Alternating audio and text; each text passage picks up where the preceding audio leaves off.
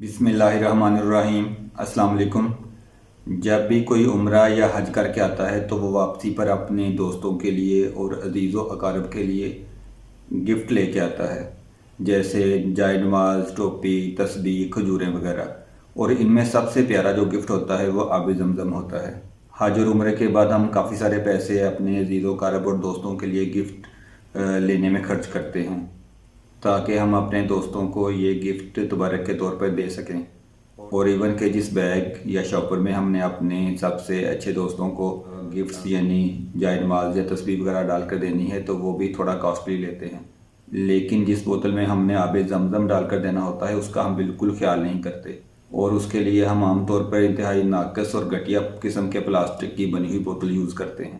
Plastic کی تو انتہائی اچھی قسم کی بوتل کے اندر بھی اگر پانی کو ڈال کر زیادہ دیر تک رکھا جائے تو اس کی پی ایچ کم ہو جاتی ہے، یعنی وہ پانی ایسیڈک نیچر کا ہو جاتا ہے، اور اس کے علاوہ اس پلاسٹک کی بوتل میں سے مختلف قسم کے کیمیکلز نکل کے پانی میں شامل ہو جاتے ہیں جو جسم کے اندر مختلف قسم کی بیماریوں کا باعث بنتے ہیں۔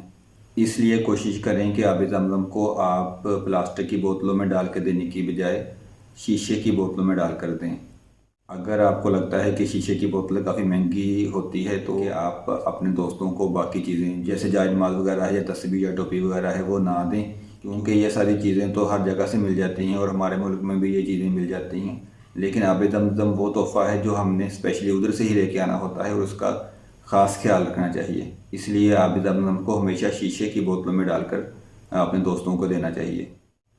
اور اگر کوئی شخص عمرے سے یا حج سے واپس آئے اور آپ کو وہ پلاسٹک کی بوتل میں ڈال کر آب زمزم دے تو فوری طور پر اس پانی کو اس میں سے نکال لیں اور کسی شیشے کی بوتل میں ڈال کر سیو کریں۔ باقی آج کے لیے اتنا ہی۔ اپنا اور اپنے پیاروں کا بہت سا خیال رکھیں۔ اللہ تعالیٰ سے دعا ہے کہ اللہ تعالیٰ ہم سب کو عمرہ اور حج کی سعادت حاصل فرمائے۔ اللہ حافظ۔